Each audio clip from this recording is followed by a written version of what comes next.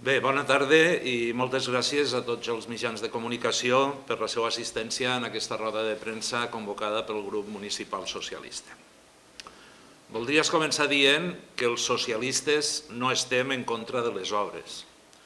De fet, vam ser nosaltres els que vam tramitar i aconseguir les diverses subvencions en base a les quals s'estan fent des de l'Avinguda Llibertat, el Remei Sant Pasqual, Sant Josep, Ramon Llull, Barador, i més enllà de tot això, la delegació de competències del Vilaplana, el projecte del segon centre de salut o la humanització de la Nacional 340.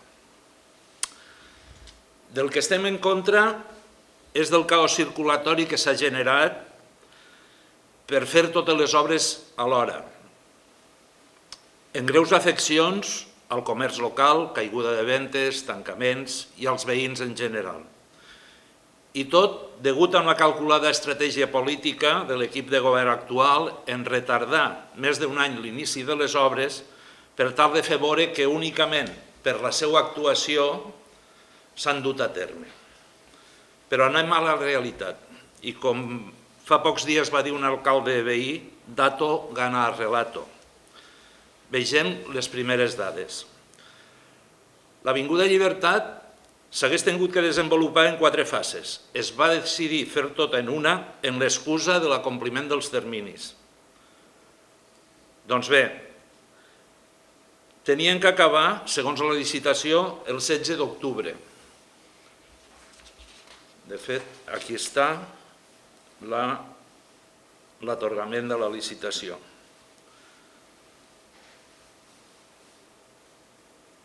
Es va concedir una primera ampliació fins al 3 de desembre i una segona ampliació fins al 15 de desembre.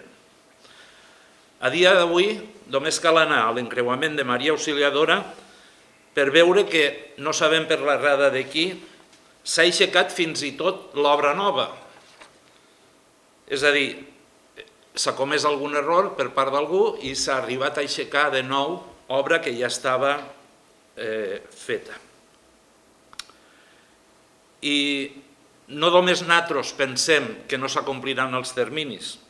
És el propi Ajuntament qui el 13 de novembre comunicava a l'empresa constructora la possibilitat d'exigir-li indemnitzacions per l'incompliment del termini d'execució. I de fet, tant és així que, per exemple, el Parc de Nadal aquest any no es farà a l'Assumpció.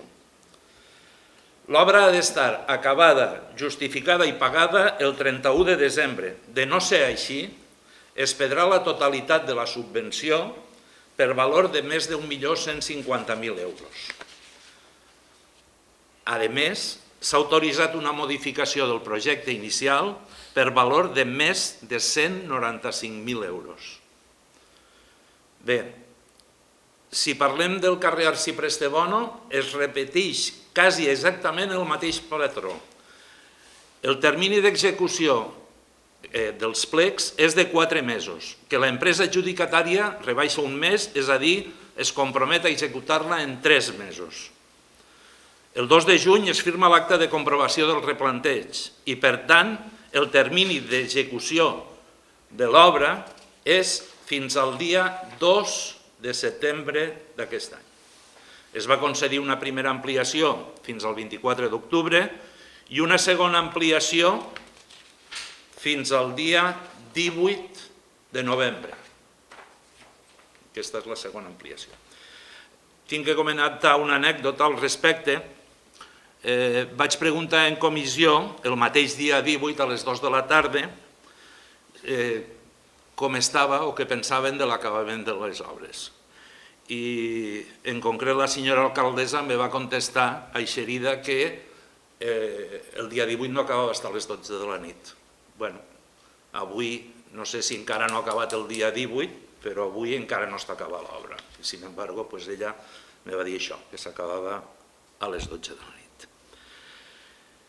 A dia d'avui, després de mesos de molèsties, males olors, mosquits, tallat d'arbres i demés, és fàcil de comprovar que les obres no estan acabades. I de nou, no només som nosaltres els que pensem que no s'acompliran els terminis.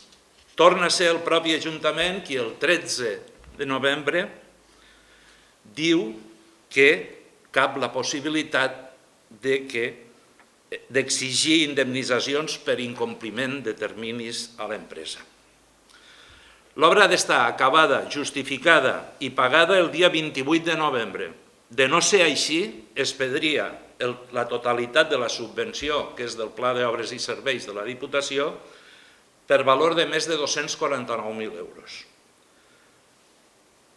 I també, com parlàvem antes, a l'Avinguda Llibertat, s'ha autoritzat una modificació del projecte inicial per valor de més de 46.000 euros, el que fa que el cost total de l'obra pugi a 472.555 euros.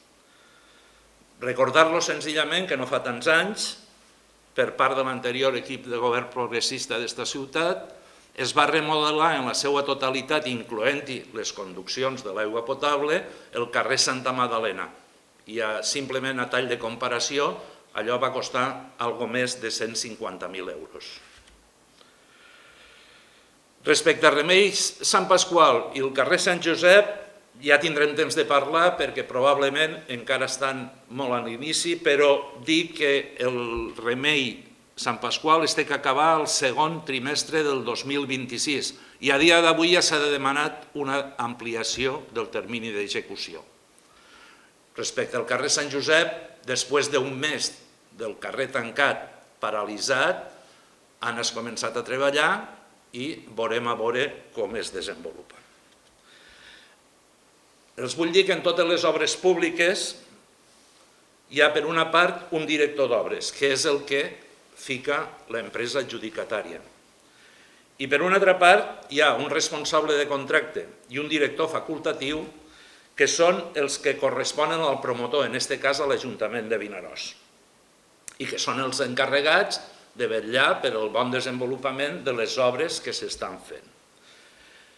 Però per damunt de tot això, té que hi haver una supervisió política, és a dir, algú que se n'encarregue de saber exactament en quina situació estan les obres.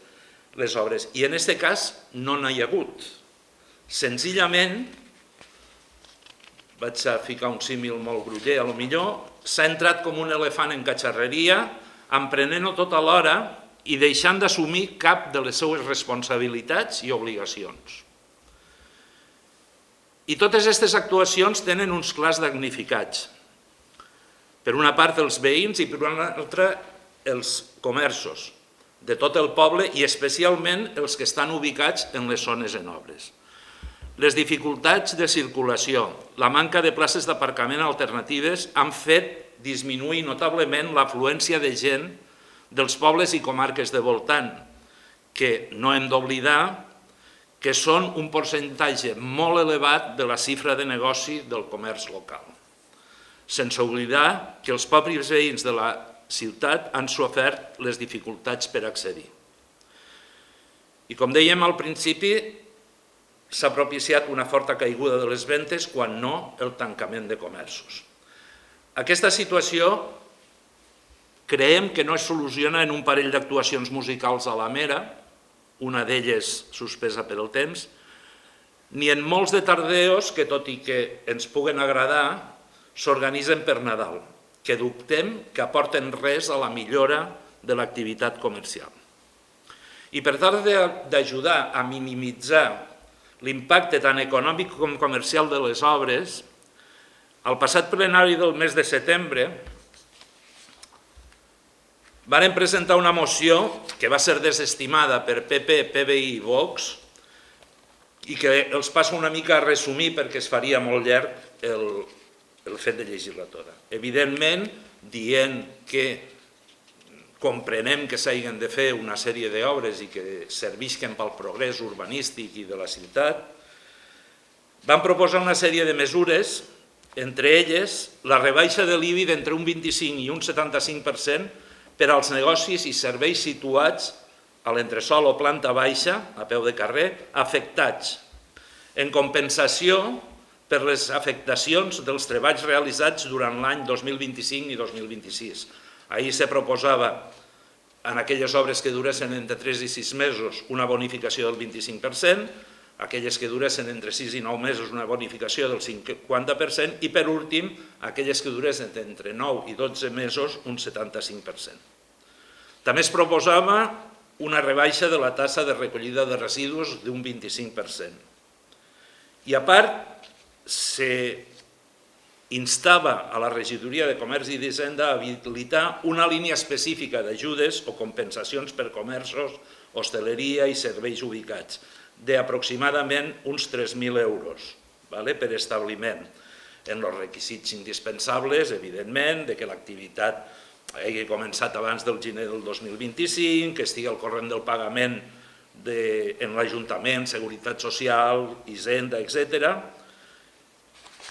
i que estigui ubicat en un dels carrers afectats per les obres.